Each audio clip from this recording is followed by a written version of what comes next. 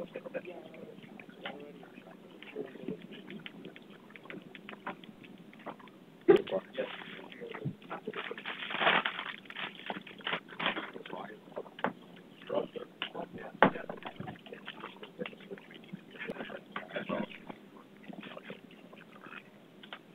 morning, everyone.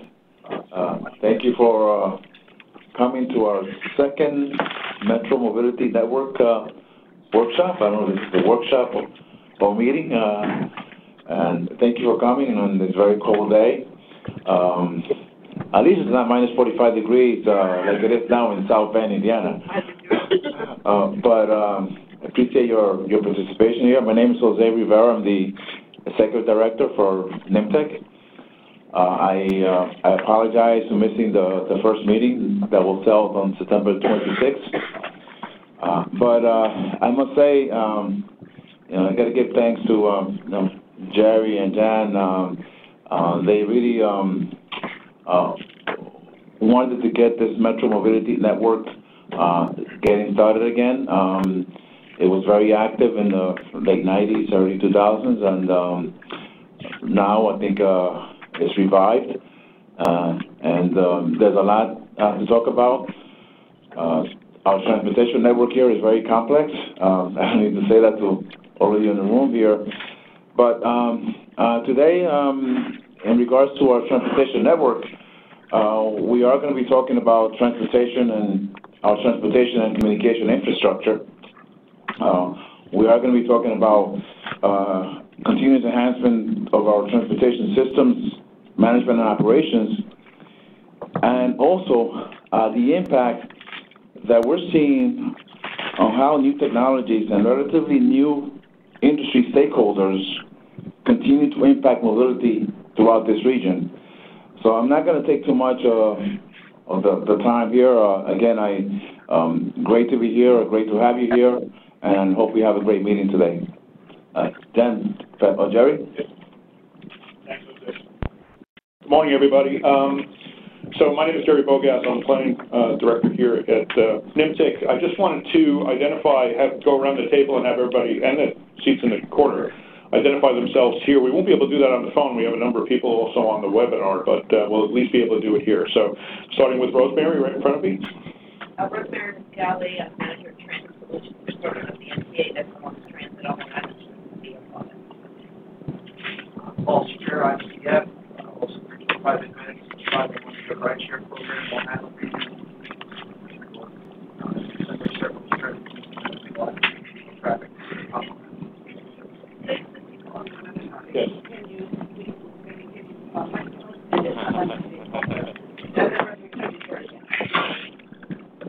Hi, Rosemary Muscali, manager of transit solutions, a program of the NTA that promotes transit on Long Island to improve the quality.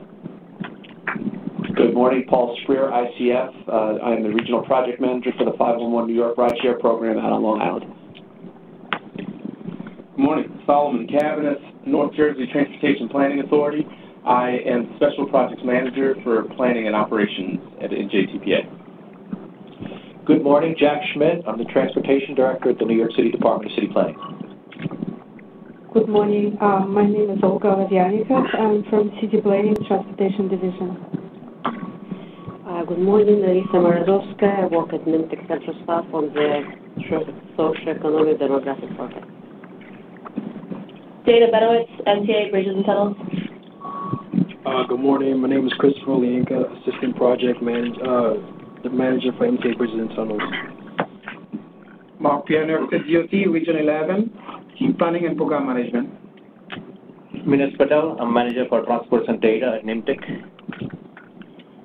Ali Mohseni from NYMTC Mid-Hudson South Transportation Coordinating Committee, Staff Director. Hi, good morning. Aaron Ramirez here with the Port Authority of New York, Tunnels, Bridges, and Terminals. Eric Bautista, Port Authority of New York, New Jersey, Tunnels, Bridges, and Terminals Department. Steve Bauman, Private Citizen. Good morning, Abe Cohen, NYMTC, Socioeconomic Demographics. Ahmed Ismail, Port Authority of New York, New Jersey, Planning and Regional Development. Mark Evan with Greenman Peterson, heavily involved in New York City DOT's Transit Signal Priority Program.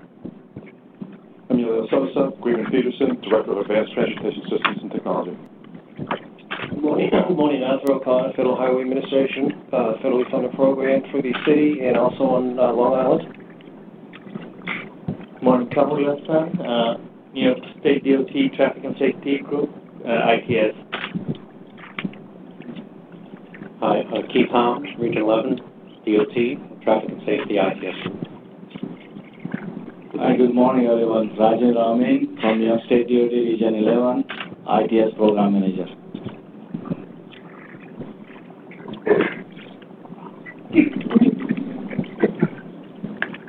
We didn't get our turn.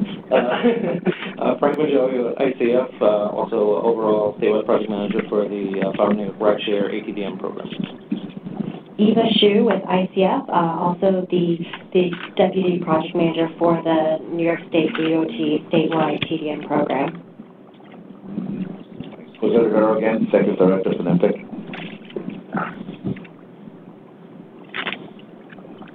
Chris Hardy, New York City Transportation Coordinating Committee, NYMTC.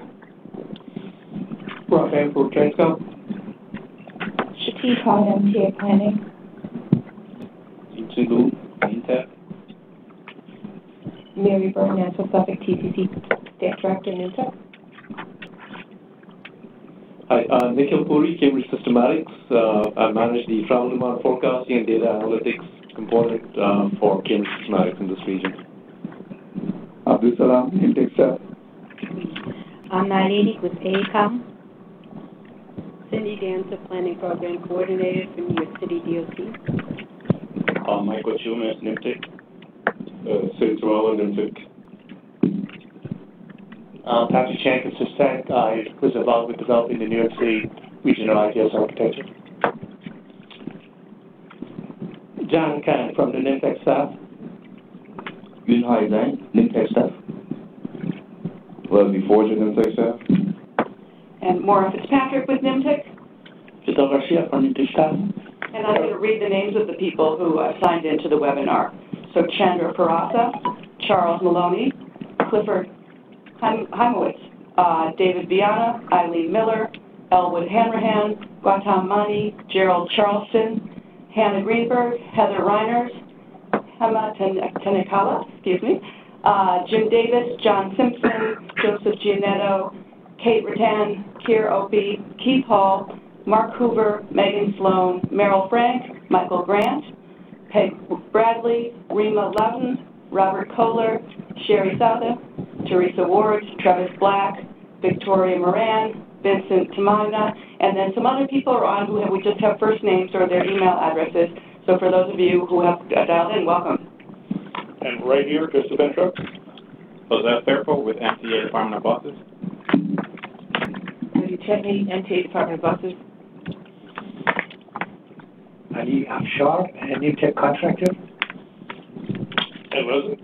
I already did. Okay, so welcome everyone to this reasonably warm room. I want to start off just by thanking, as always, Jan Kahn for everything he does to keep this group together, and today with his staff, Yunhai Zhang and Leslie Forger, and of course Fidel Garcia, who helped to organize all the IT-related work.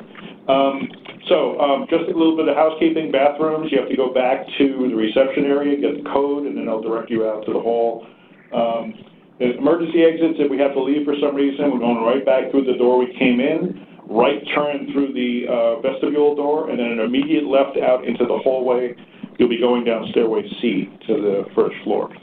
And then finally, as you know, we do have a webinar with numerous people on it, so we are going to ask you to use the mics when you speak so that they can hear you. We're recording this session, so we will post the recording when it's done. Also, we're muting everyone on the webinar, but when we get to any question periods, we'll be unmuting people. And folks on the webinar, you can also register questions via the chat pod. So today's agenda, as Jose pointed out, this is the second meeting after our restart last September. And all the items that are on today's agenda are really follow-ups from that initial meeting. And we'll be talking about future meeting agenda items as we get to the end of this. So, starting right off with our second agenda item, which is ITS developments. Solomon Caviness is here from the North Jersey Transportation Planning Authority. Solomon, I understand you walked across the river to get here today. Frozen solid. This is a multi-state group. It's not just NYMTC, and it's not just the New York portion of the multi-state region. So Solomon's going to provide a perspective from across the river in northern New Jersey about ITS advancement, and then we'll get into an update on the New York City ITS architecture. So Solomon, come on. Let me switch this.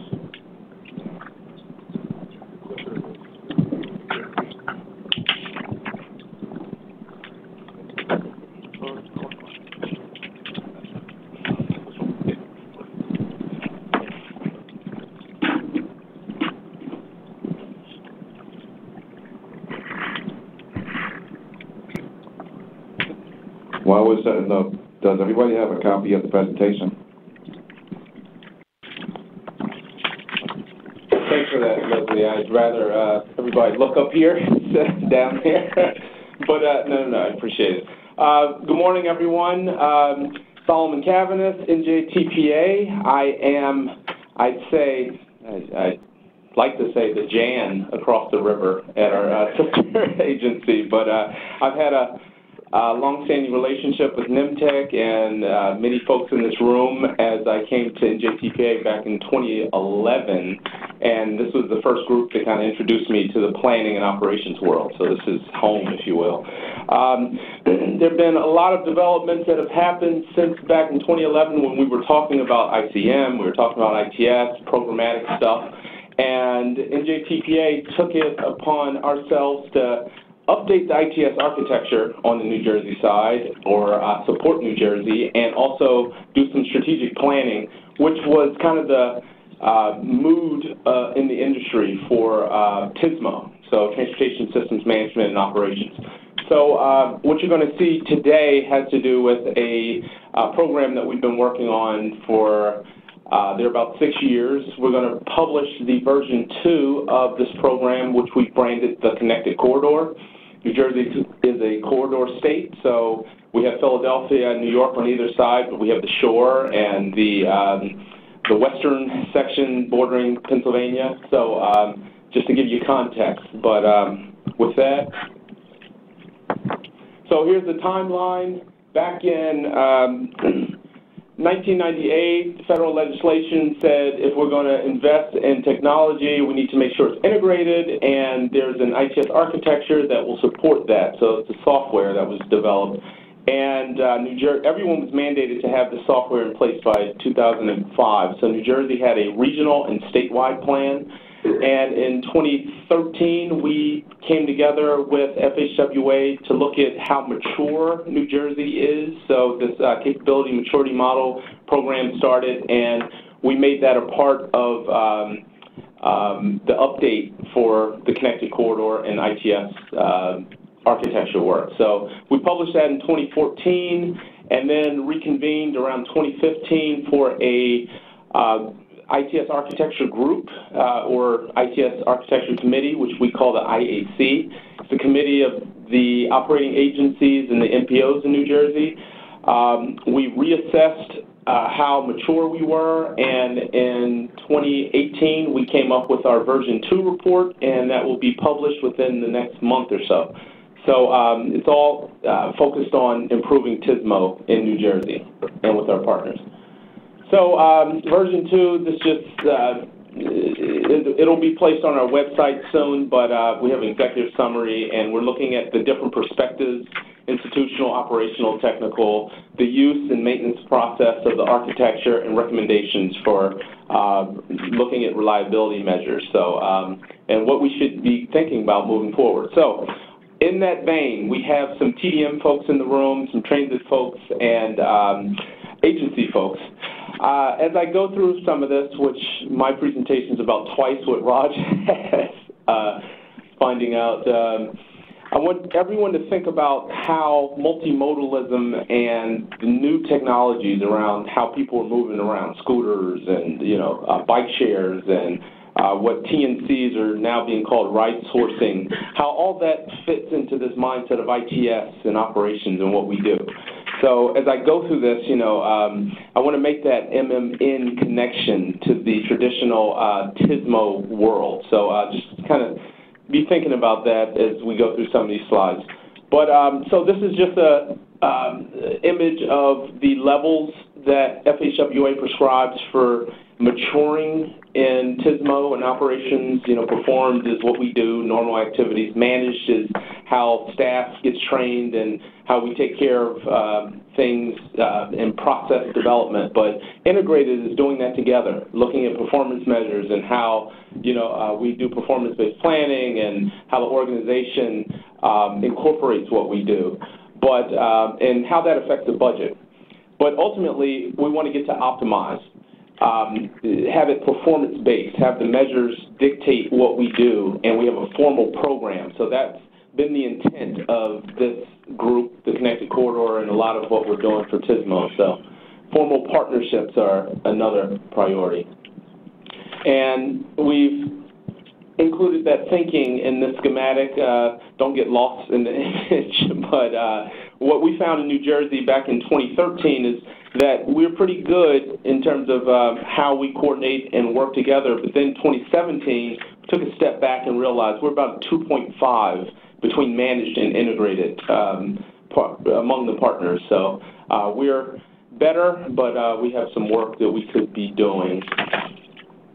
So the role of the IAC is to keep perspective on how we do operations. The institutional piece is very important, but operations is what we do to support the institutional focus, and ITF is basically just the technology that supports how and what we do. So we wanted to make sure that the committee, the executive level, high-level committee, keeps this perspective in place. And this kind of is a flow chart or a graphic for, how the IAC will work or has been working. So you have stakeholders the agencies and groups, organizations that are the think tank. It goes into this, institutional partnership through the IAC, and we look at grants that are made available. I know in New Jersey we've received the planning grant for ICM. We've worked with NYMTC and New York for the 495 program, but there's automated vehicle grants coming out. There's a lot of exciting stuff coming down the pike. So what work programs should we be thinking about, and how do we coordinate, especially with planning? So this just gives you an idea of the role of the IAC. We identified the 10 program areas that FHWA has grant opportunities and focuses on. So you have freeway management, arterial management, transit management, travel information. Electronic fare payment is really becoming central to mobility on demand and mobility as a service. Multimodal regional integration, climate adaptation, data management, but also these emerging areas. New Jersey is looking at legislation for allowing autonomous vehicles on the road. DOT is looking at a ConOps for connectivity throughout the state. So, what does smart cities look like in New Jersey? So how can this group support all of that? So those program areas are broken down, and we have agencies, and, we cover much of that broad brush of focus areas. So we need to do inventory. But what is the architecture? Architecture is considered software. It's ITS architecture. As I mentioned, that the feds have asked that folks follow, and we want to make sure that that is tied in with a logical institutional focus. So that's how the structure is set up. So I'm going to move through some of this. This is our use and maintenance of the architecture, our architecture of architecture. We've identified a librarian, if you will, that'll take care of the architecture for us. We've been updating it on a 4-year cycle, but now we're going to look at an annual update and make sure that everybody's in tune and it's moving. Look at an annual update and make sure that everybody's in tune and it's moving forward. And we have input sheets that the agencies would fill out. And help support based on their projects. So we have transit signal priority on its way. We brokered that with DOT and New Jersey Transit. We have a number of signalization, signal optimization projects that are ongoing. We'd like to bring that to the local level and have that coordination up with DOT and others with the counties. But we want to consider what ICM looks like. We did our planning study, but is there funding and is it a priority? Are we going to consider it for a tip? So there's some shared initiatives that we should consider and we're looking forward to. So we've identified our schedule and how we coordinate and mainstream engagements with the other groups. So MMN and the MPO groups, how do we coordinate with our Transcom committees, our planning committee down at DOT, our capital project management screening committees, how do we coordinate our activities? And that's been something we focused on. So next steps, we're looking to maintain architecture and actually use it. Not many people are using the architecture around the country, so we want to follow New York's lead and others and make sure that we maintain and actually use it for projects and project selection. But also look at, data sharing. This is the era of data, and we recognize the value of data now. So we're going to look at these shared initiatives, the transit signal priority programs, the traffic signal systems, and those other category areas. But beyond that, as we update our TDM plans and we update our, approaches to delivering, how can we coordinate with those areas? TDM, how do we coordinate with the non-traditional focus areas? So we've had meetings of our committee. We're going to do quarterly meetings with our core team and biannual meeting of our IAC and make sure that we maintain this program. So with that, progress through collaboration. We look forward to having you participate however possible, and thanks for the opportunity. Great. I didn't realize there's question and answer. Yes, there is some Q&A. So I want to lead off with a question first, and then we'll take questions in the room, and then we'll go on the webinar. Do you feel, given the work you've done so far, and it could be a question to anyone here who's involved in ITS, that ITS itself is going through a transitional period along with the technology that's affecting shared mobility? Yes, and yes, and yes. I'm trying to avoid no because, so ITS has always been around this. We have Easy Pass, we have travel information. There's been a evolution of technology for travel information distribution, but the back-end systems have existed and the foundation is there, so we need to continue to improve our competence in this ITS world. But we need to take note of the direction and how things are evolving. There's a lot of hype. If you look at the hype curve around CAV, connected vehicles, and all this is great, but we have to make sure that we're covering our bases and make sure that we're still here. There's a workforce issue, maintaining that capacity. That's become an issue. There's the attrition, there's turnover, generation, I guess the baby boom generation is considering moving on. The Generation Xers are, I don't want to get too deep into this, but, the millennial crowd, are they interested in the traditional traffic engineering operations work? There's excitement with, the TNCs and ride sourcing and all, but we just have to be careful that we don't lose sight of what ITS and operations is as we're evolving, so there's context. So yes, yes, yes, but we need to keep perspective. Good point. So, and by the way, from, speaking for the boomers, moving on isn't just moving on for us. It's a little bit more final than that. Arthur? Solomon, you mentioned the capability maturity model, assessments you folks did. I'm assuming that was done collectively as an IAC group, or was that done with on behalf of each member agency that participated? So that's great for clarification. New Jersey Department of Transportation took it on with FHWA and invited all the IAC members, which were the collective agencies in New Jersey. So the assessment included all of the agencies. It was for New Jersey DOT specific as the lead organization, but they wanted to cover New Jersey and see how TSMO is in the state of New Jersey. Okay, thank you. Okay. Other questions in the room? So Fidelity, could unmute. Nobody on the webinar? Okay, good. So thank you, Solomon. You're off the hook. So that's the perspective from northern New Jersey, and we're going to now hear from New York State DOT's New York City office. I got that wrong in the public notice, and I apologize for that. I put you in New York City DOT. About the New York City ITS architecture update, which is obviously very important given the position of the city in the entire region. So we have Raj Amin and Patrick Chan to take us through the next presentation.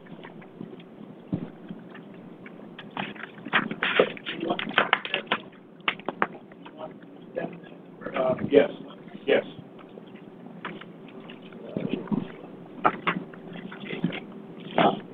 Right click is forward. No, right click.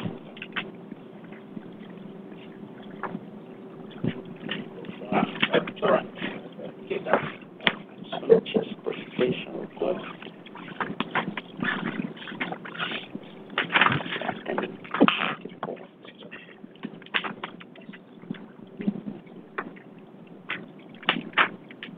Okay, good morning. Thank you, Jerry.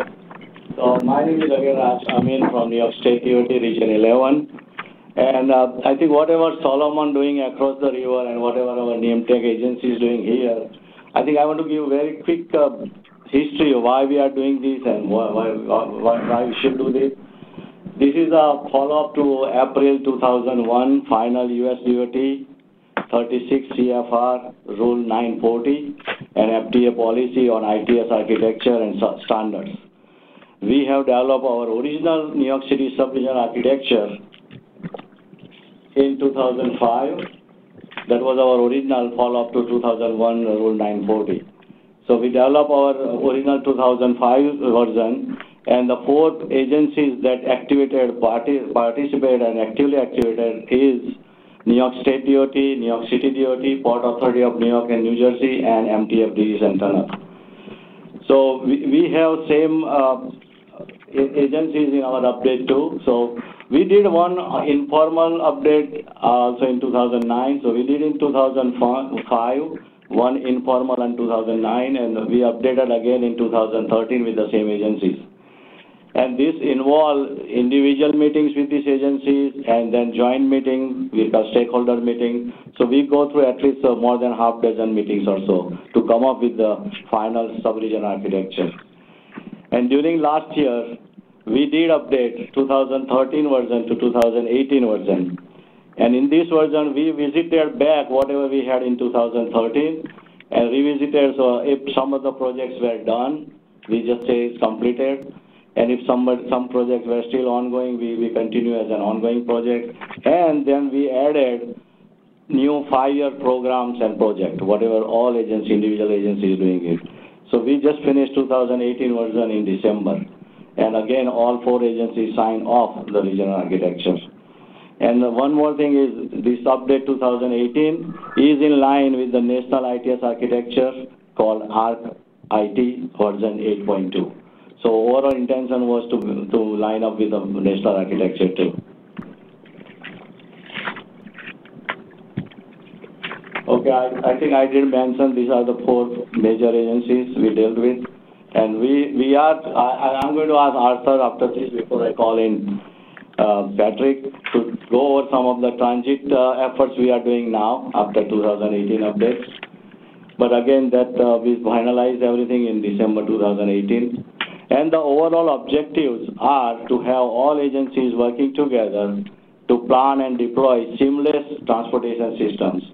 As an example, ICM, I-495, I think we already have CONOPS, as Solomon mentioned. We already have CONOPS. We work with even New Jersey agencies and New York agencies and we came up with the CONOPS, and then we have transit bus also in there.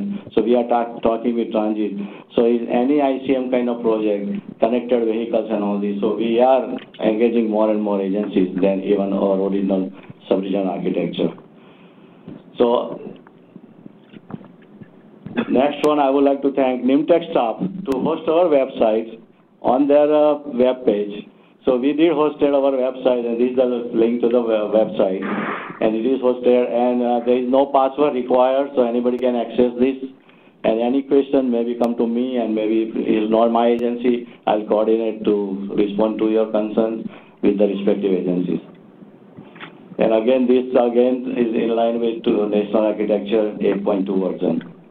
Now, can I ask Arthur to come over? Maybe we try to have, include now transit agencies. You want to add something now, or before I ask Patrick? Okay, you know, some of us, a lot of us, I think here in the movement, we've had this. Push the button. Okay, I know personally I've been at the architecture business for quite some time. You know, the genesis goes back to the late 1990s with the early deployment plan. From 2001 to 2005, we sat down as scribes with these four agencies as far as identifying the ITS programs on behalf of each of the agencies. The challenge we had was the fact that we were focused on the highway side. We weren't multimodal in terms of reaching out to the transit community. So for the first time with this particular update, we now have transit. We have MTA with us as far as willingness to participate. For 01 to 05, even on the highway side, it was a challenge. This whole concept of coordination and collaboration was not the easiest thing in the world to do, regardless of the fact that we have this so-called mandated Rule 940 and Policy 940. It was a challenge because we have, let's face it, this is a very complex region, and we have silos, and suddenly to come upon the requirement to have ITS and in terms of using that as leverage in terms of planning and deployment was a challenge. So with this update, we went through about 12 months, and we're at the point right now where we're now sort of backpedaling to have transit participate in this particular version. So this is good news. Obviously, we're living in a transit-rich environment. Without transit as part of this architecture is obviously, deficiency in the reason why we have architectures. So this was good, and it fits part and parcel with everything we're doing in terms of connected vehicles, automated highways, ICM, ATDM. So we're getting there. Again, it's taken 15 years or so to reach this particular point, but it's to the point where now it makes sense to have that transit as an active participant in this process. Okay, thank you, Art. And just I want to add, Solomon already said that this will be a living document. Solomon, you are lucky if you do yearly, because bringing all the agencies in one room. But we also planning to update more frequently. We used to do every 4 years, but we plan to do, because within 4 years, so many new programs come in. When we did in 2013, connected vehicle was not there, ICM was not, some ATDM projects were not there. So we captured them now. So we may be doing more frequently the update of the New York City sub-regional architecture. So now I will turn over to Patrick Chen. He's from Constitech. He's one of the consultant firm who help us updating the regional architecture. So Patrick, yeah. I think he will go over some of the service package changes and overview of the 2018 update. Okay. I wasn't planning to do the service package update, but that's fine. Yeah, that's fine. So unfortunately, we did not include a snapshot of the website, but what I'm going to go over the next few slides is talk about some of the details that can be found on the architecture website and some of the service package changes. So the reason why we do a website is it makes it easier for everyone to use the architecture. It's just a document, a 600-page document sitting at a desk. No one's going to use it, so we always put our architectures on the website. So there's one for New York City. the website covers there's 9 components of the FHWA Rule 940 FTA policy. So all 9 components can be found on the website. What I'm showing here is just a little bit more detail. So when we started the project, first thing we did was we reached out to the different agencies that was listed in the previous slide and tried to find out, okay, what is it that you're planning to do? What projects are you currently working on or are currently planned? So we guided all those projects. And so from the website, there is a menu item called projects, and you click on that, we have a listing of all the existing and current ITS projects that we're aware of at the time, and provided information about those projects. If you click on the project, it'll give you more information about that project. As part of the same rule and policy, there's a subsection that says if you're going to do an ITS project, you're required to do a systems engineering analysis, which means there's 7 requirements to that, but it's just a structured way of approaching your ITS project. So in there, under each project, we list out 3.5 of the requirements. We fulfill 3.5 of the requirements. There's 3.5 that we can't do from the architecture.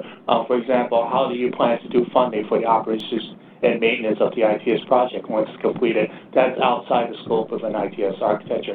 But we do talk about where is it in the ITS architecture, what are the roles and responsibilities, what are the high-level functional requirements, and what standards might be applicable. So those are covered, and we talk about them under each of those projects. So go to project link, can be sorted by stakeholders. For Port Authority, MTA Bridges and Tunnels, we only included those ITS projects that has a regional impact. There's some that are just internal to the agency, so we did not necessarily cover that. This is the part that's not on the slide. As part of our analysis, we discovered that there are new areas that did not exist back when we last updated, when New York City last updated about 5 years ago. So, for example, support for the shared mobility, support for connected and automated vehicles. Those were things that were conceptual, but we didn't have projects. So we've added those support for those service packages into the New York City ITS architecture as part of this update. Is that right? Yes. Another thing that we've added, though, is Solomon talked about trying to use the architecture. So we added a couple of extra pages trying to tie the ITS architecture to the planning. The previous slide we talked about that ITS architecture and down to projects. Now we want to try and tie it to the planning process. So what we did was we took a look at the NYMTC regional, long-range regional transportation plan and said, hey, what was in there? How can we tie it to the architecture? So we looked at the goals, for example, and the action coming from those goals, and where it was where we can tie to ITS projects that we've identified, we did that. So, for example, the first planning goal in the long-range plan was to enhance the regional environment. And there were 3 projects, ITS projects, that we identified that directly correlated with that goal. Within that goal, we also had 6 different action items. So we were able to tie some of those ITS projects and service packages, if you're familiar with service packages are. Service packages are slices of a service, an ITS service that we want to provide to our customers. So, for example, transit signal priority was mentioned. That is a service. What systems and what information sharing can we do between different agencies to provide that service, transit signal priority? So transit signal priority is an example of a service package. So we were able to tie several service packages and several ITS projects to that action, which was implement programs, strategic improvements, and initiatives. If you looked into the action, it describes some of these specific projects as part of that action. So all this can be found on the website. This was not a comprehensive review of the plan to see which ITS projects or service packages tied to those goals or actions, but it was just a high level just to try and show how we can demonstrate a link between a regional plan, for example, and the ITS architecture.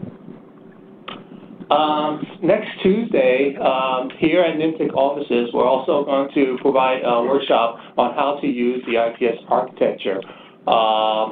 This is the agenda, so we're going to obviously do an introduction. We're going to review the FHWA Rule 940 and STA policy on system engineering analysis. We'll talk about what's, I mentioned earlier, there are 7 requirements of the system engineering analysis. So we're going to review and provide examples of how to satisfy those 7 requirements. We're going to take a case study, transit signal priority. New York City, as part of its transit signal priority project, had to do a system engineering analysis.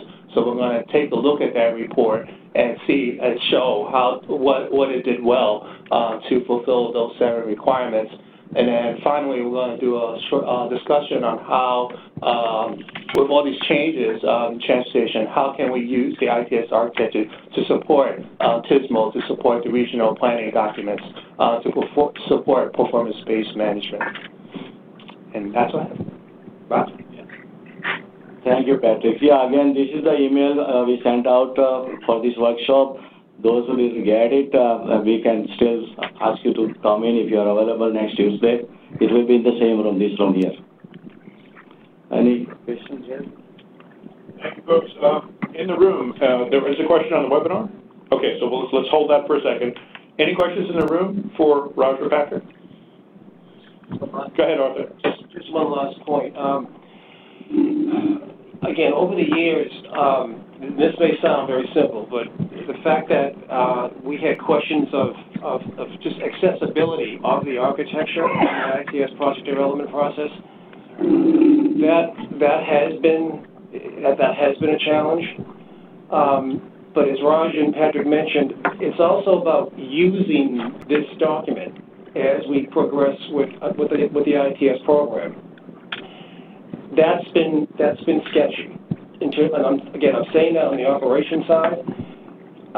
We recently went through a certification review with NIMTC, and now we'll have that linkage between this architecture and, as you folks mentioned, in terms of the marriage with the long-range transportation plan and the CMP.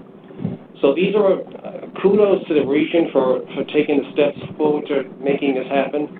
It's probably long overdue, but again, if we can just plant a seed at this point and see where it goes, that's part of the game too. Yeah, just to let you know, in New York State Project Development Manual, we did add this chapter to system engineering and for each ITS and mobility projects. So we do have in our PDM. Okay. Thanks. Let's go to Solomon, and then we'll go to the webinar question. Go ahead, Solomon. Turn it on. I'll try to make this quick. So what's interesting about what we just saw was the connection to planning. So a lot of times with planning, it relates directly to funding and funding programs. So I'll give an example. The environmental work that's going on in planning, especially around resiliency and programming CMAQ funds, has a number of projects that are included in our TIPs, our statewide transportation improvement programs.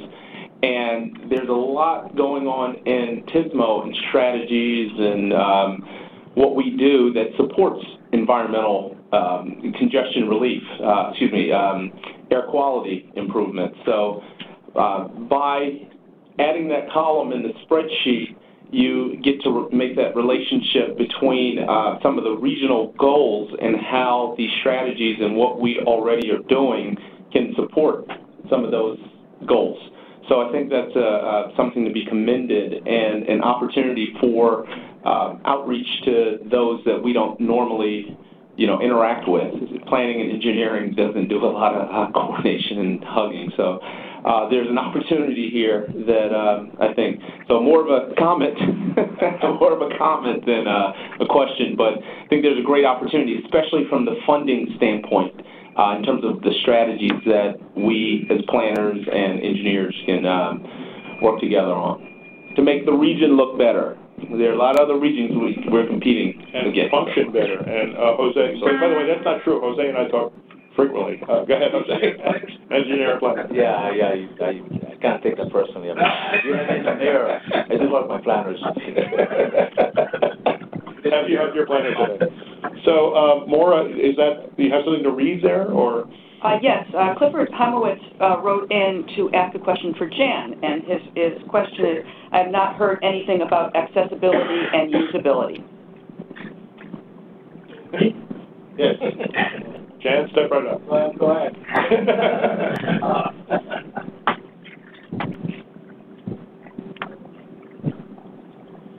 Of ITS specifically. Correct. Cliff, is this about ITS really? Is this related to the ITS architecture, or this a general question? Okay, so the question is about... You're unmuted, Cliff. Can you speak? Yeah. Can you hear me? Yes. You can hear me? Yes, we can hear you, Cliff. Okay. All right. Generally, it's about ITS. And I understand that all these things are projects that are being done with an end result, right? Is that correct? Yes. Okay. So I haven't heard how the end result will impact accessibility or usability. So I think that should be an important part of the discussion. It's a really interesting point. You know, and again, ITS is supporting better services, ultimately, less congestion, ultimately. So to the extent that it does that in a way that also allows people to use the services better, and from an accessibility standpoint, it's a really interesting perspective on what ITS does.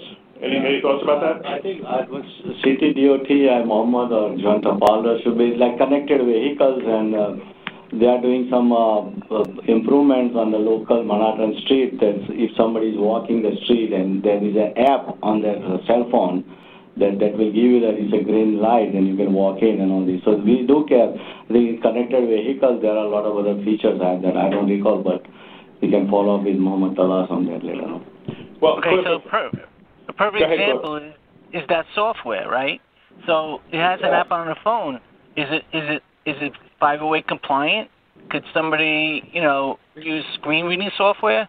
And then also, I just think in general, if we're going to have this discussion, and I've been going on in this discussion for many years now, that part of the performance-based measurement has to be usability and accessibility, and I think that should be included in any project. So, Cliff, that's an excellent point.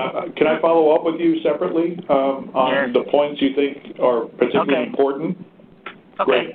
Thank you for raising that. Okay. Okay, so in the interest of time, thank you, Raj. Oh, I'm sorry. Go ahead. Yeah, it's really not a question for Raj, or it's really kind of a question overall. We've talked about having an ITS architecture from New Jersey side. We have one for the city. When I was in New York State DOT, I had one for Long Island. There's one for all the different regions. Now, one, for example, in New Jersey, I would assume Port Authority is part of yours also, because they connect the two states. But how about interstate ones, for example, as you get up north, the crossings between Region 8 and Northern Jersey, or over by Binghamton, or things like that, where you may want to prioritize your deployments on one side of the border to match up with what's being done on the other, or to help out in a, because, we have Transcom here, we all cooperate, try to get things done. Has there been any thought of doing the architecture across sort of state lines in the New York, New Jersey, Connecticut? I can just jump in. In theory, one of the requirements with these architectures is to have boundary meetings, so that when Raj completes his Region 11 5-borough sub-regional architecture, the theory is to sit down with, as you just suggested, with Region 10, with Region 8, and with Solomon's folks. Practically speaking, do we do that? Not really, but in theory, that's the intention. And that kind of goes back to what is an architecture in terms of the region. Years ago, we talked about a mega region involving just the 5 boroughs, perhaps, and extending down to Delaware Valley. In hindsight, thank God we didn't do that, because it would have been just too onerous. But your point is on topic. But again, it's something that we should do in terms of reaching out and providing those linkages to the boundaries beyond just the 5 boroughs in this case. Absolutely, and I think that's what we're trying to begin to do here.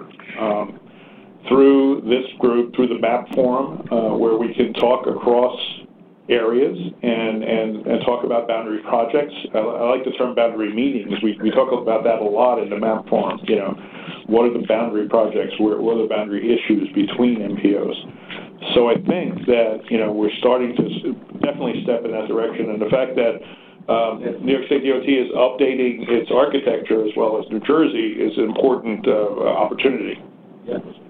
Yeah, Emilio, that's a good point. Yeah, when I said seamless systems and all this and multimodal, yeah, you are right. We should be including Connecticut, New Jersey, and surrounding states too.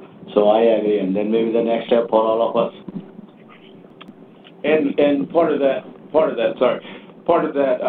New Jersey recognized the opportunity, so they are employing Transcom to be central to the architecture process. So as we're doing these meetings in coordination, we're going to be working with Transcom, and the MPO in the Delaware Valley region is cross-state. So they're part of this program, and we're focusing on boundaries. Okay, so I do have to call time now because we are at 11 o'clock and we have to move on to the next time. But these are excellent points that are being raised that we definitely have to follow up on. And hopefully we're moving in the direction that was last discussed. So now we're going to bring Jim Davis. Sorry about that. Go ahead, David. Thank you.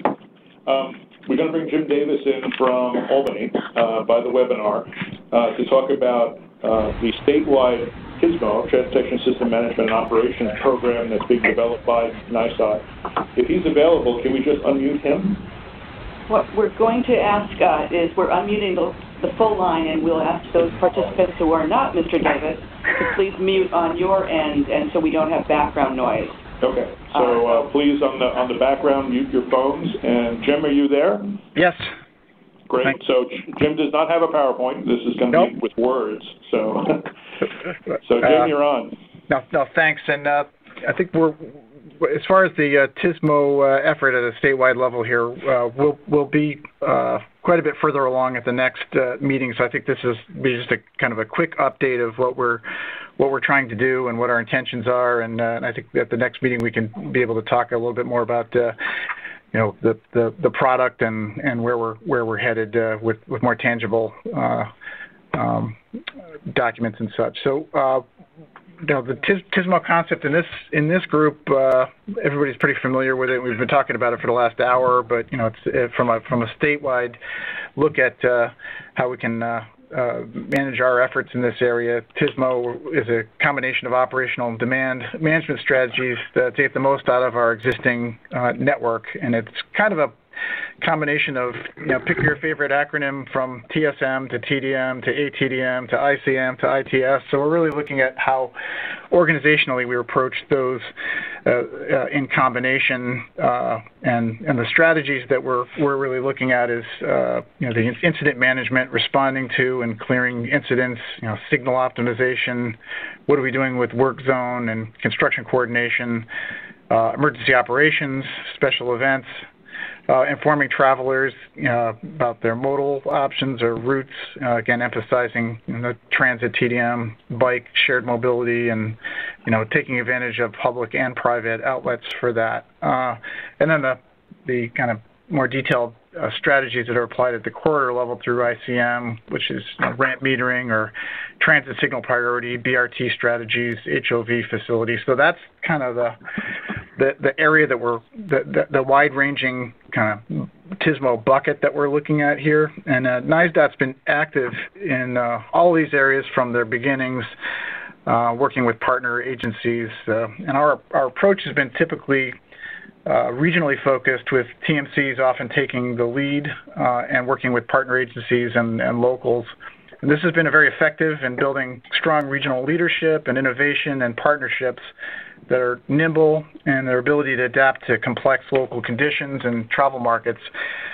But now at the statewide level, the impetus for NYSDOT to look at TSMO is to see where we can improve on more consistent and wider efficient delivery of these strategies across the state, through more programmatic and enterprise approaches rather than the project-by-project approach that we typically use to advance projects. And we're looking at areas where we can get economies of scale at the statewide level in this regard. So we're looking at things like technology procurement strategies, contracting procedures, and mechanisms. How do we work this into our asset management strategies? Developing consistent statewide performance monitoring and management of TSMO. Effective strategies for consistent communication with the public regarding the information that we use to operate the system. This is an area where maybe Cliff's point, how do we actually build accessibility into the strategies that and usability into the strategies that we have. And then the programming and budget efforts, stable funding for these efforts. How do we kind of get out of 11 different approaches to funding our TSMO efforts? Design, maintenance, construction, work zone procedures. How do we incorporate TSMO strategies into how we approach these to minimize travel disruptions? And then how do we develop and support best practices across the state? Whether it's improving our situational awareness of conditions in the network or partnering more effectively with modal agencies to promote transit or other efficient modes. So we started our TSMO program plan initiative with a workshop in November that was focused on our internal NYSDOT practices. So we had a cross-section of NYSDOT staff, ranging from the regional directors to TMC managers to program areas that are involved in TSMO, but they may not be fully aware that that's what they're involved in because they're approaching things as on a project-by-project basis. So, some of the areas, maintenance or asset management, we had our PIO office, construction, program management, contracting, budget, design, and looking at topical areas like freight and transit and signals. And we were working across the whole range of environments that we have in the state, from the kind of small upstate regions to medium and the mega region of New York City. FHWA supported us in this workshop by helping us get some peers from other state DOTs who've been involved in TSMO program planning. So we had Michigan and Minnesota attend and give us their guidance on how we should proceed. And so the focus of the workshop was really to focus on what our current approaches are as an organization to TSMO strategies, and what the needs and gaps are and how we're doing that, and developing some NYSDOT goals for how we want to advance TSMO more efficiently, and really leading to identifying some early actions that can help us achieve these goals. And the emphasis of these earlier actions is on those things that are statewide, enterprise, economies of scale that we could progress. So the results of that workshop are informing a draft framework that's under development now. Some ICF folks are in the room there with you who are helping us with that. And we anticipate starting to see some early copies of that next week. And although this effort is kind of beginning with an inward kind of looking assessment of how NYSDOT can be more efficient to deliver TSMO strategies across the state, the essential fact is that these strategies are delivered locally on the ground with regional partners. So an integral element of where we're going with the TSMO planning effort is to reach out to the regional partners around the state to get input and feedback on the approach that we're developing. And we anticipate reaching out this spring in a combination of meetings and potentially workshops. So we'll follow up with you on that. We're not anticipating that this effort will significantly alter how we presently approach regional or local operating partnerships. Our objective really is to improve and strengthen our existing partnerships and operational capabilities by bringing more consistent and effective set of enterprise-supported strategies to these partnerships. So we're aiming to have a TSMO framework and program plan completed this spring. That's an aggressive schedule, but it'll be an evolving document. We're not trying to comprehensively identify every possibility or perfect our approach in TSMO in one document. The document will focus on early action things that we can do in 2019 and 2020 that will support this enterprise efficiency objective and support regional innovation. And all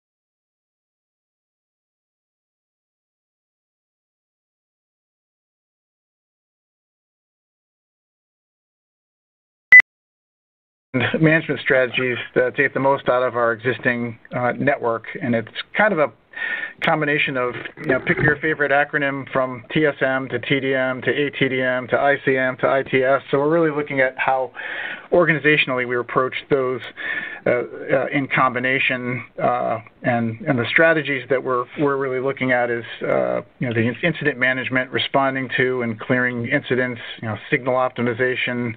What are we doing with work zone and construction coordination, emergency operations, special events.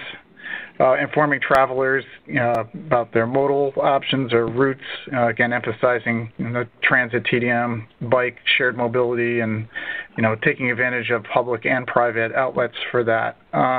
And then the kind of more detailed strategies that are applied at the corridor level through ICM, which is ramp metering or transit signal priority, BRT strategies, HOV facilities. So that's kind of the area that we're, the wide-ranging kind of TSMO bucket that we're looking at here. And NYSDOT's been active in all these areas from their beginnings, working with partner agencies. And our approach has been typically regionally focused, with TMCs often taking the lead and working with partner agencies and locals.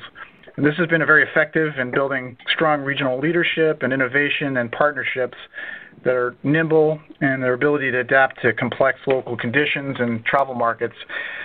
But now at the statewide level, the impetus for NYSDOT to look at TSMO is to see where we can improve on more consistent and wider efficient delivery of these strategies across the state, through more programmatic and enterprise approaches rather than the project-by-project approach that we typically use to advance projects. And we're looking at areas where we can get economies of scale at the statewide level in this regard. So we're looking at things like technology procurement strategies, contracting procedures, and mechanisms. How do we work this into our asset management strategies? Developing consistent statewide performance monitoring and management of TSMO. Effective strategies for consistent communication with the public regarding the information that we use to operate the system. This is an area where maybe Cliff's point, how do we actually build accessibility into the strategies that and usability into the strategies that we have. And then the programming and budget efforts, stable funding for these efforts. How do we kind of get out of 11 different approaches to funding our TSMO efforts? Design, maintenance, construction, work zone procedures. How do we incorporate TSMO strategies into how we approach these to minimize travel disruptions? And then how do we develop and support best practices across the state? Whether it's improving our situational awareness of conditions in the network, or partnering more effectively with modal agencies to promote transit or other efficient modes. So we started our TSMO program plan initiative with a workshop in November that was focused on our internal NYSDOT practices. So we had a cross-section of NYSDOT staff, ranging from the regional directors to TMC managers to program areas that are involved in TSMO, but they may not be fully aware that that's what they're involved in because they're approaching things as on a project-by-project basis. So, some of the areas, maintenance or asset management, we had our PIO office, construction, program management, contracting, budget, design, and looking at topical areas like freight and transit and signals. And we were working across the whole range of environments that we have in the state, from the kind of small upstate regions to medium and the mega region of New York City. FHWA supported us in this workshop by helping us get some peers from other state DOTs who've been involved in TSMO program planning. So we had Michigan and Minnesota attend and give us their guidance on how we should proceed. And so the focus of the workshop was really to focus on what our current approaches are as an organization to TSMO strategies, and what the needs and gaps are and how we were doing that. and developing some NYSDOT goals for how we want to advance TSMO more efficiently, and really leading to identifying some early actions that can help us achieve these goals. And the emphasis of these earlier actions is on those things that are statewide, enterprise, economies of scale that we could progress. So the results of that workshop are informing a draft framework that's under development now. Some ICF folks are in the room there with you who are helping us with that, and we anticipate starting to see some early copies of that next week. And although this effort is kind of beginning with an inward kind of looking assessment of how NYSDOT can be more efficient and to deliver TSMO strategies across the state, the essential fact is that these strategies are delivered locally on the ground with regional partners. So an integral element of where we're going with the TSMO planning effort is to reach out to the regional partners around the state to get input and feedback on the approach that we're developing. And we anticipate reaching out this spring in a combination of meetings and potentially workshops. So we'll follow up with you on that. We're not anticipating that this effort will significantly alter how we presently approach regional or local operating partnerships. Our objective really is to improve and strengthen our existing partnerships and operational capabilities by bringing more consistent and effective set of enterprise-supported strategies to these partnerships. So we're aiming to have a TSMO framework and program plan completed this spring. That's an aggressive schedule, but it'll be an evolving document. We're not trying to comprehensively identify every possibility or perfect our approach in TSMO in one document. The document will focus on early action things that we can do in 2019 and 2020 that will support this enterprise efficiency objective and support regional innovation. And also look to identify kind of medium-term strategies and developments that TSMO will need to support or adjust to, like some of the things that Solomon had talked about and others about connected and automated vehicles, shared mobility, marketplace, et cetera. So we'll continue to work through this forum as the TSMO effort takes shape, and definitely look forward to engaging our partners as we progress on this effort. But I think by the next forum, we should have some tangible things to update in a real live PowerPoint. Great. Thanks, Jim. A quick two-part question just to clarify something. So this is basically an agency plan you're developing or program for NYSDOT, or is it more of a New York State plan or program? It's really an agency plan, but it's I think like I said, where these strategies happen is with our local partners. So it's really it's not quite getting our house in order, because I think our house is in order, but it's really just trying to get ourselves organized and efficient so that we can be more nimble and supportive of the strategies that are rolled out with our partners. So it is absolutely focused inwardly, but that's I think that's the reason we're looking to reach out to our partners is we need the actual feedback of how can we make that work for them.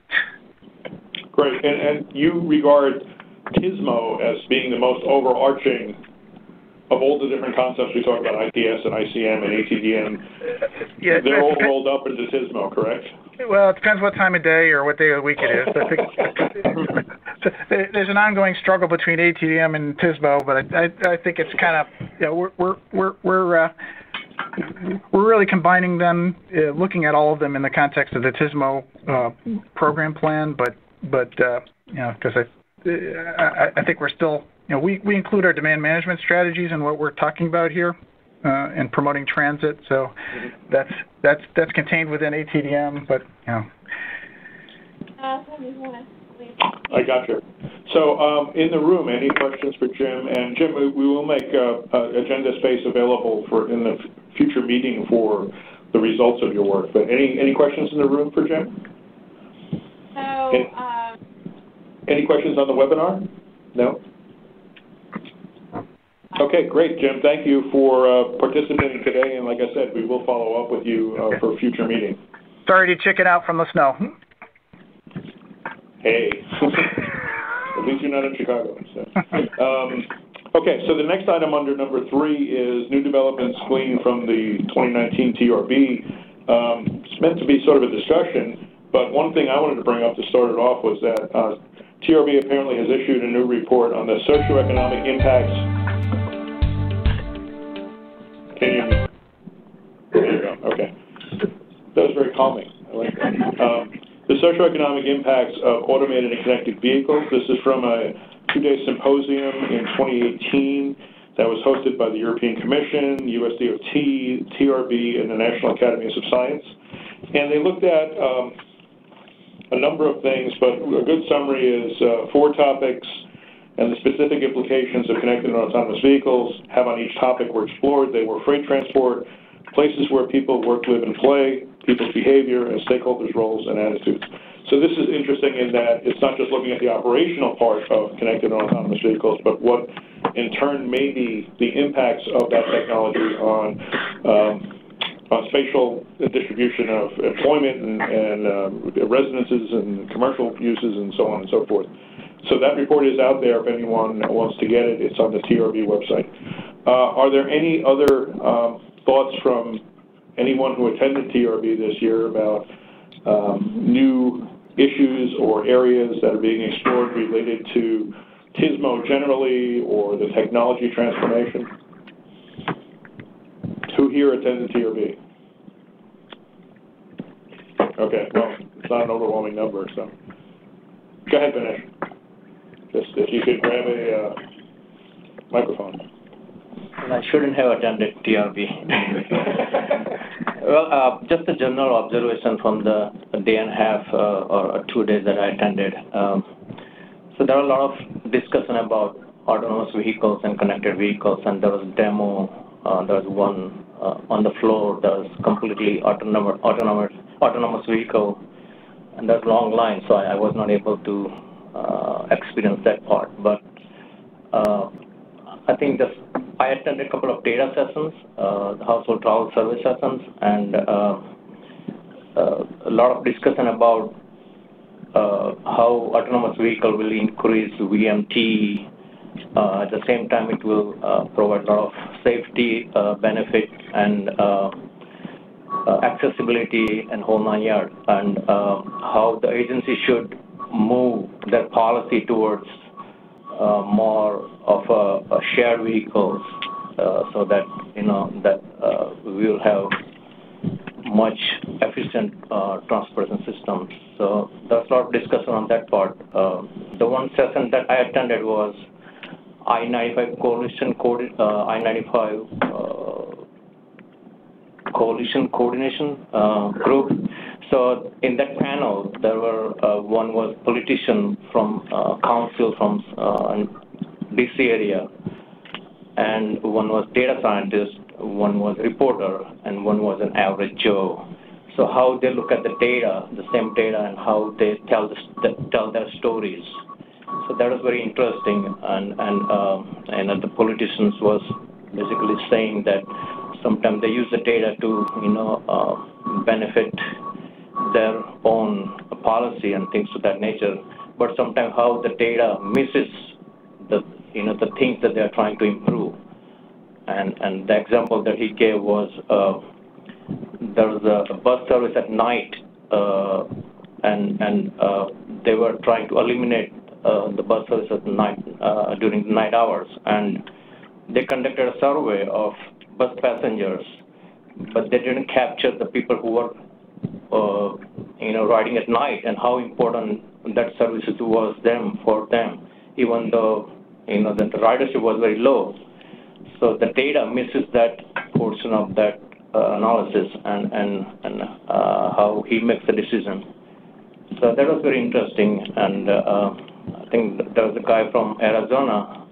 He was a data scientist, and he was talking about AI and machine learning language, and how he captured all the roadside elements in the data, all the signs and signals and whole 9 yards, and how he automated the whole process and made the data available in a larger group.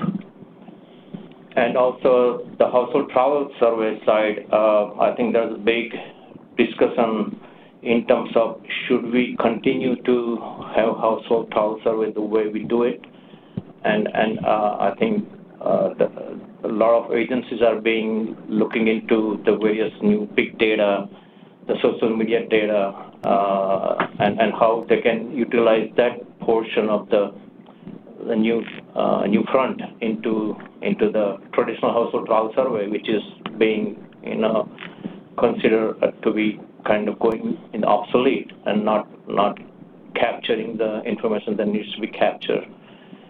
And that was very interesting. So first of all, thank you for attending, and it's a great report on a number of different topics. I think data is something that we haven't really begun to talk about here anyway, but it's a huge part of the transportation transformation. I remember reading somewhere about the amount of data that's needed by the AIs in an autonomous vehicle that needs to be collected and processed, and it's like staggering amounts in order for the autonomous vehicle to operate properly. So, Patrick, did you have anything to add on that? Or? Just take the mic. I don't have much to add. There was a session on next generation traffic management centers. So they talk about with the shared mobility, with the emphasis on performance-based, what do traffic management centers have to look at to handle those particular topics.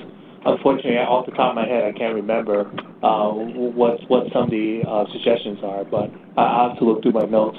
I'm involved with connected vehicle standards, so I attended a discussion on that. For those that are not familiar, there's a DSRC, that's the current communications technology that's being used, and it was interesting actually, they broke into two groups, and one talked about using DSRC and one talked about sharing the bandwidth for CV2X, which is the 5G.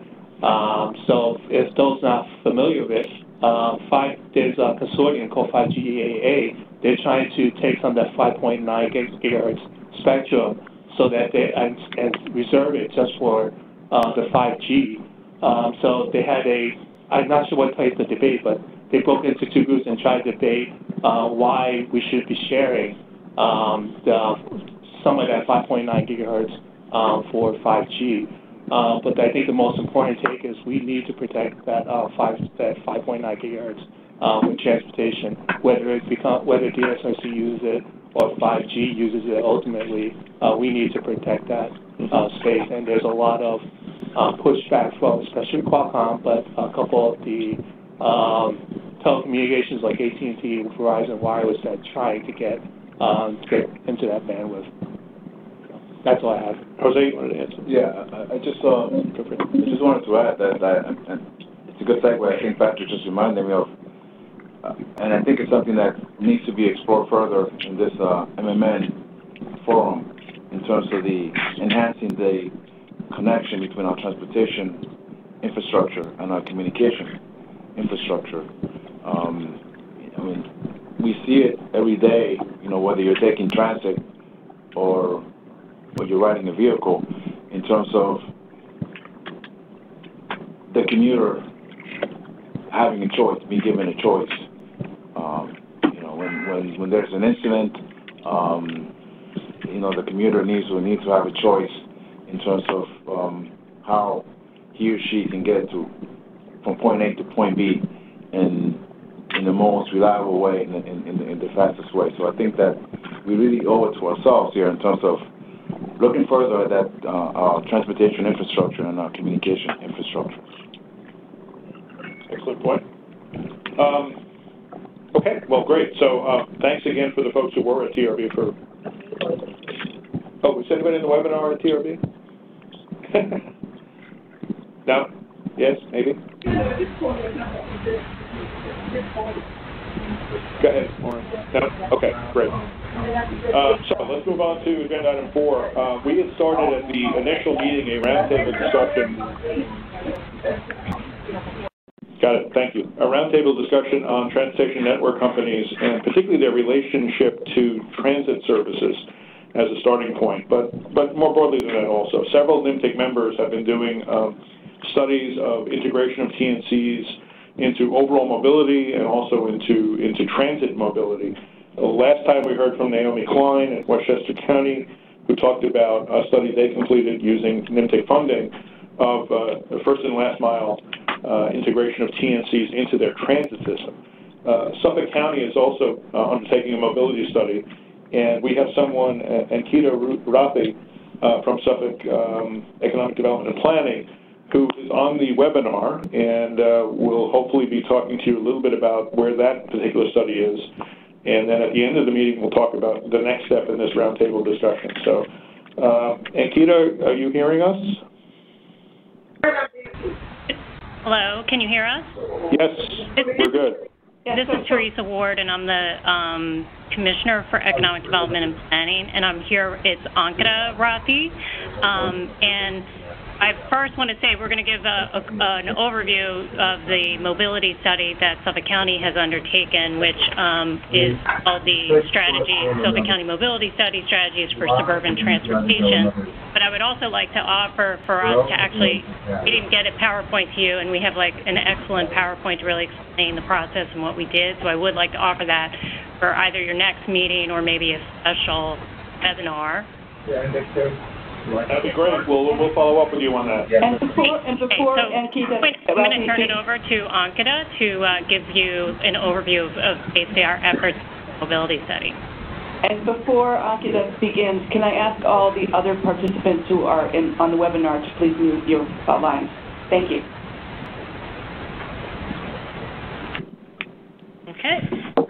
Okay. Hello, everybody. I'm Ankita Rathi. I'm a planning consultant at the county's Department of Economic Development and Planning. And before I talk about the study, I would like to give a very brief background on the county's transit profile. So Suffolk County DPW operates Suffolk County Transit, more known as SCT. It operates a network of 3 buses, which includes 2 summer-only routes, and serves about 14,000 daily weekly riders.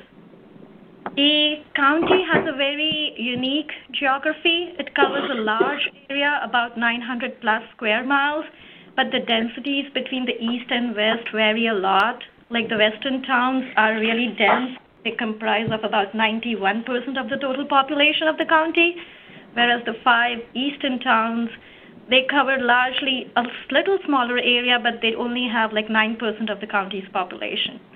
And with the declining subsidies and declining ridership, at the same time escalating operating costs, all these things led the county to have a second look and take the initiative for this study and try to evaluate the transportation network and examine what's the possibilities to offer a better mobility service to its residents. So that is how this study came along. The study was completed in June 2018, and it included extensive trip pattern analysis to understand where are the residents going, from what point to what point, like how much distance are they traveling, what kind of mode they're using. And then we tried to identify and evaluate mobility on-demand modes, just to identify what is their suitability in context of the county. So we looked into 4 modes. Transportation network companies, which we commonly refer to them as ride sourcing or TNCs. We looked into van pooling, microtransit, and bike share.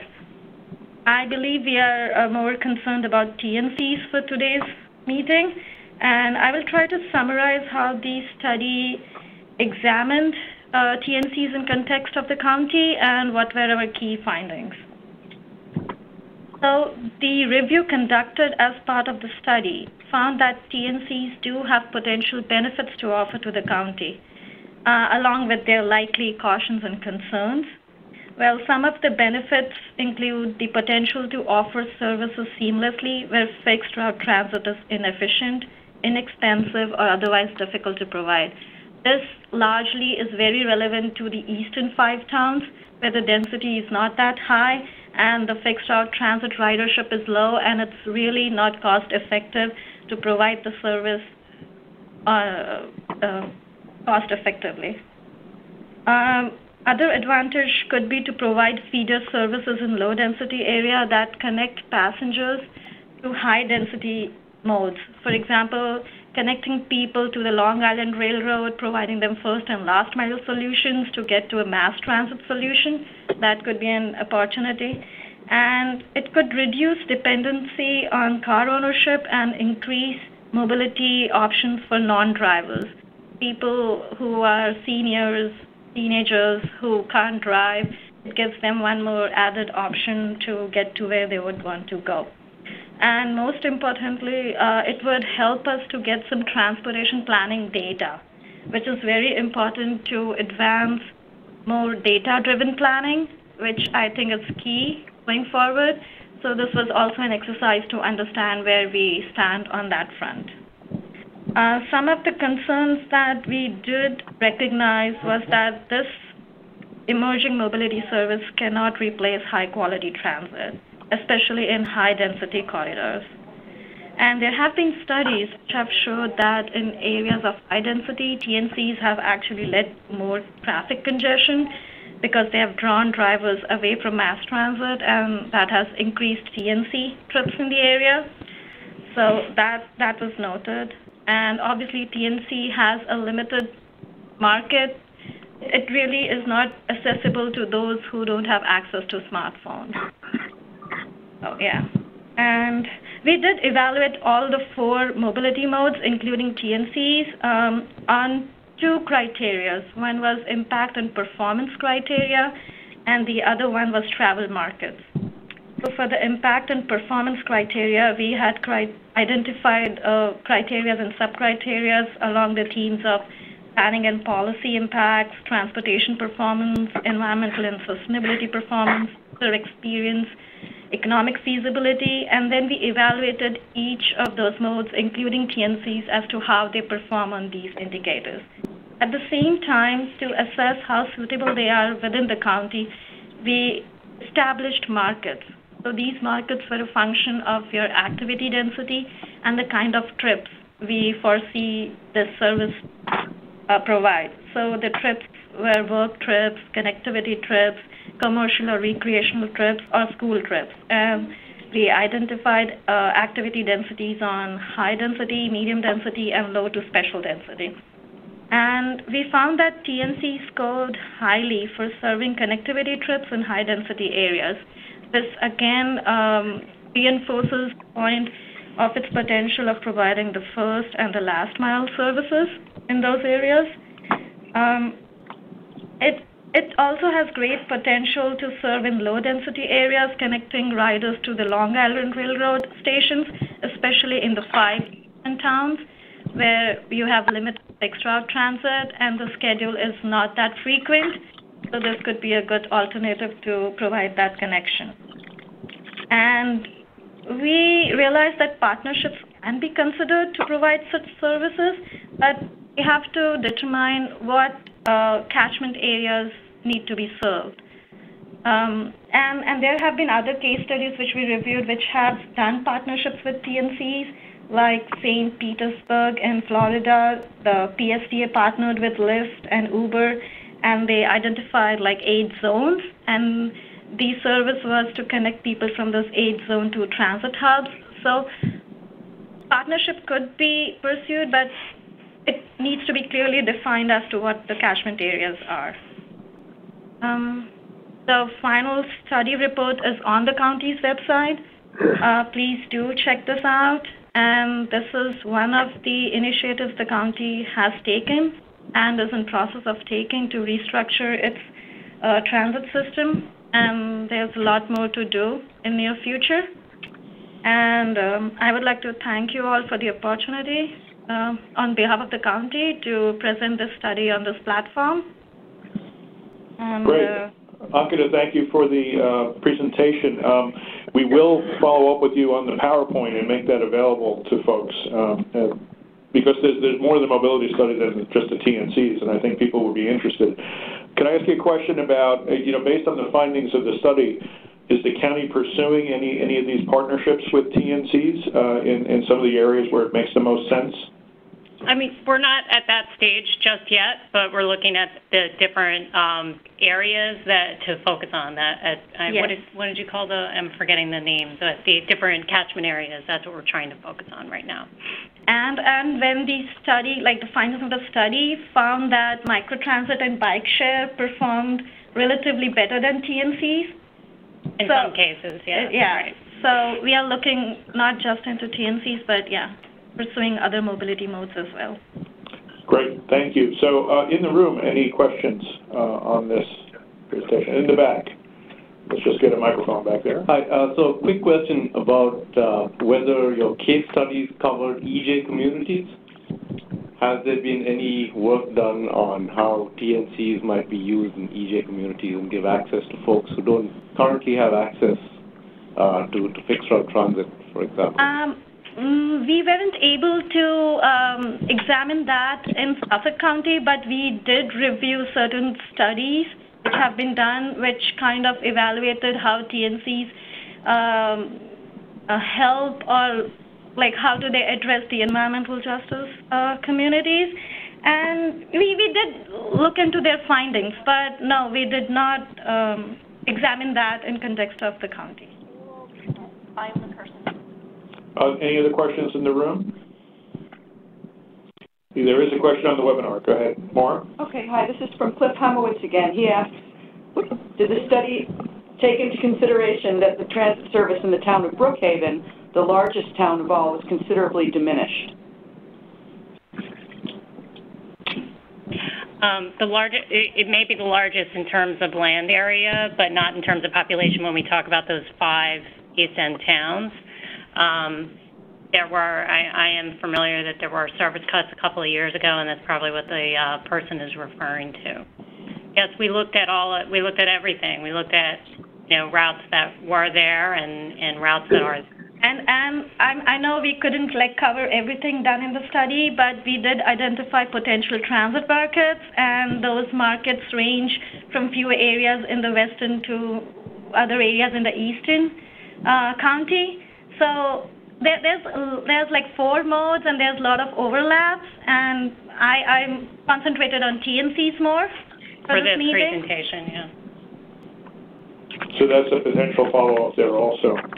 Thank you, Commissioner. Thank you, Ankita. And there's actually a couple more. A couple more questions on the webinar. Okay, and also from Mr. Heimowitz, he asks, did the study take into consideration that that's the one I just asked. Did it also take into consideration that routes eliminated, although had less riders, the types of trips were not considered? Sorry, I would have to get back to you. I don't understand that question. Can I get unmuted for a second? You are, Cliff. Okay. Commissioner, my question is this. When the routes were eliminated, the way that it was decided was based on number of trips, okay? The trips were not looked at quantitatively, okay? So actually, Mr. Himowitz, if we could have an offline discussion, this is really not the topic for this conference today. We could have an offline. I know you're talking about service cuts that happened a couple of years ago, I understand, in 2016. Okay, thank you. Thank you. There's one more? There's one more, correct. And this is from Joseph Giametto, and he says, not a question, just a comment. TNCs and conventional taxi/delivery companies should be viewed similarly when considering transportation assets in a particular region. After all it is said and done, they are the same, except that in most cases, not all, TNCs have more efficient and ubiquitous dispatching capabilities. Good point. Thank you. Any last questions in the room on this? We thank our presenters from Suffolk County, and again, we will follow up on that PowerPoint so that we can get that out to people. Okay, now I've been told that before we get into adjournment, David Judd, who is on the webinar, who is has been a longtime member of this group going back to the earlier iteration, had something to add to our discussion today. So can you unmute David? David, are you on? I'm on. Can you hear me? Yes, we can. Great. Just to make you all jealous, I'm in Florida. Let's cut him off right now, please. It isn't even 70 degrees, so what did I say? Oh, my God. Thanks for letting me speak. I'm just going to take a couple of minutes. Two things I want to talk about. First, the New Jersey Assembly is set to vote tomorrow on a statewide commuter benefit ordinance. For reference, it's Assembly Bill 2425, and it sets up the first statewide transit benefit ordinance in the country. It will require, it's similar to the New York City bill, requires employers with 20 more employees to offer a pre-tax transit benefit with very few exceptions. It will charge the New Jersey Department of Labor and Workforce Development to create rules and regulations in consultation, usually where we get started the TDM part of things, consultation with TMAs, transit agencies in the state, and third-party transit benefit providers, quote, in a manner that is compatible with current practices for providing pre-tax transportation benefits. It will also require New Jersey Transit to conduct a public awareness campaign in conjunction with the New Jersey Turnpike and the South Jersey Transportation Authority that encourages the public to contact their employers about pre-tax transportation fringe benefits. The campaign, it's pretty specific in what has to happen. The campaign has to include signs in public buildings, on roadways of the Turnpike and the SJTA, as well as the Jersey Transit stations, and may also include public service announcements on radio, TV, agency websites, and social media. Follow some of the discussion that went on today on the ITS side about how do you reach out to the public, I think. So hopefully that will be passing tomorrow. It will take effect 365 days from the day that the governor signs it. The second thing I want to get into is on December 10th, the IRS released Notice 2018-99, of which I can get copies to Jan, I guess, or at least a web link. And this notice addresses how for-profit organizations as well as tax-exempt organizations have to comply with the Tax Cuts and Jobs Act of 2018. The Treasury Department and the IRS requested comments on draft guidance that clarifies the treatment of parking, methods to determine how parking is allocated to employees and the general public, and the calculation of parking expenses. And let me just go into it just for another second as to why this becomes important beyond just how companies compute it. Under the Tax Cuts and Jobs Act, for-profit organizations were no longer allowed to deduct any commute-related expenses for corporate tax purposes, particularly in the area of parking. So, as it included employer parking, transportation fringe benefits, and other benefits provided to employees for their commute. It includes amounts provided to employers under pre-tax arrangements, as well as parking that's given away for free. Tax-exempt organizations are required to classify parking and transportation fringe benefits as an unrelated business tax income, and there's a whole separate argument and rules that goes with that. But for the private sector side, the IRS is looking for comments, particularly on how parking expenses are calculated, but another issue arises out of this. It's possible that the legislation can encourage employers, particularly in suburban locations, to oversupply parking to avoid allocating expenses to employees and maximize their deductibility of parking lot expenses. This has a potential impact on planning and zoning considerations. It's just something that I wanted to highlight to the group.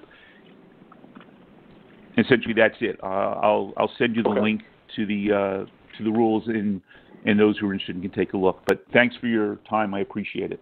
Sure, David. Those are both very significant. If you could send the links to Jan, both for that, and if there's a link to the New Jersey bill, that would be good too. We'll get that out to everyone. I'll Solomon, do both. Assuming you're aware of the New Jersey bill? No. Okay. That's why you come to these meetings. Thank you, David. Appreciate it. Enjoy Florida. I'm coming back tomorrow. Thanks. It's going to be real cold tomorrow. So let's talk about next meeting and future agenda items. First of all, the schedule for this, we're basically trying to meet semi-annually, and we just picked a Wednesday in June when it'll be a lot warmer, Wednesday, June 12th. Tentatively, we'll send out a save the date on that. We may have to adjust that, but for now, we'll get that on everybody's calendars. In terms of future agenda items, we've heard a number of things today that we need to continue to talk about. I'll just list them out for you, and then we'll pick a subset of these for the next meeting.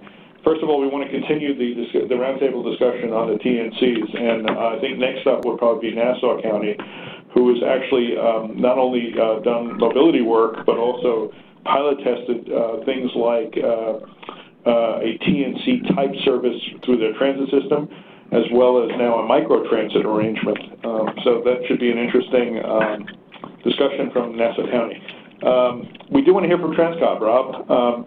We put that down after the first meeting that we really should get your perspective not only on ITS, but on all the things that Transcom is doing, because you're very much an operational NPO here in this region. So if that works for you guys, we'll be hitting you up for that. Some other topics that came up today, things like ITS and transit, a really interesting and important topic. The ITS topic that Jose raised, communication with infrastructure and ITS. Patrick mentioned next generation TMCs. That's a really interesting topic that probably we should pay some attention to, and it is related back to the transformation of ITS that may be happening. The New York City is doing a connected vehicle pilot, and we'll try to get some information about that, if not for the next meeting, then the one after. And there's also the follow-up with Jim Davis on the results of the New York State DOT TSMO program. And of course, this network is a network where we're sharing information, but if you look at the charge that we handed out at the first meeting, there's also an advisory role. So Solomon mentioned about, and I assume that in the middle of your graphic, that was a brain, right, Solomon? It looked sort of like whipped cream or something. But, you know, there is an advisory role in terms of not only NIMTC, but also the map form MPOs in terms of areas where the MPOs might consider funding and so forth. So that's going to evolve over time, but it is part of this group, and we would be looking for your advice also in terms of some of the long-range planning we're going to be pursuing, not only with NIMTC, but the other MPOs in the map forum. So keep that in mind. We'll try to work that into future agendas also. So, Jan?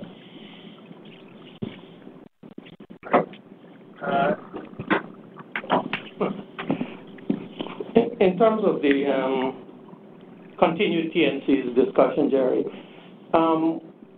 one of our long-standing, or a set of our long-standing partners in this MMN ITS group have been the TMAs. So I'm looking at Solomon, and I'm looking at Jim also, Jim Davis. It'll be interesting to find out how the TMAs have adjusted to the new ride-sharing concepts, whether it's TNCs or anything else. So I'm hoping that perhaps at the next meeting, if time allows, we probably hear from folks like Meadowlink, Hudson TMA, those across the river, and also New York 511 ride shares, how they've adjusted to these new technologies. Right, Solomon, there's about a dozen TMAs in northern New Jersey? Yeah, there are 8, and we are the administrators for all 8 for the state of New Jersey. So there are partnerships with the TNCs or ride sourcing groups with the TMAs, and there's plenty to share. So that's a great idea. That is a great idea, Jen. And TMAs is transportation management or associations, right? And they tend to be associations of employers. There's also a TMO version of that, which is a little different. But so that's an excellent idea, and we'll put that on maybe as the New Jersey item on the next agenda. So, any other suggestions for agenda items? Yes, sir, in the back. Hold on. the importance of data in both planning and operations? Yes, we did hear a lot about data and how it affects what we're talking about, so thank you for that. Well, we're going to have a 6-hour meeting. And Jerry, I don't know, maybe a standing item for projects or topics of regional interest. We have a number of agencies in the consulting industry in the room, and there's opportunity for updates on things that are ongoing that we should be looking forward to make it more inviting for conversation and discussion. So maybe that's an opportunity. Absolutely, and we do have people from Connecticut on the phone. I think it gets back to Arthur's point about boundary issues, on boundary coordination. So we will look at and to some extent, what the ITS discussion today was sort of along those lines, but we can certainly keep that up with other topics related to TSMO. So we'll look at that. Okay, great. If no one else objects, we will then adjourn this meeting. And again, tentatively, the next meeting will be Wednesday, June 12th at 10 o'clock. I guess it'll be here, but we'll always have the webinar arrangement if people want to attend remotely. So thanks in the room and thanks on the phone, and see you when it's a lot warmer.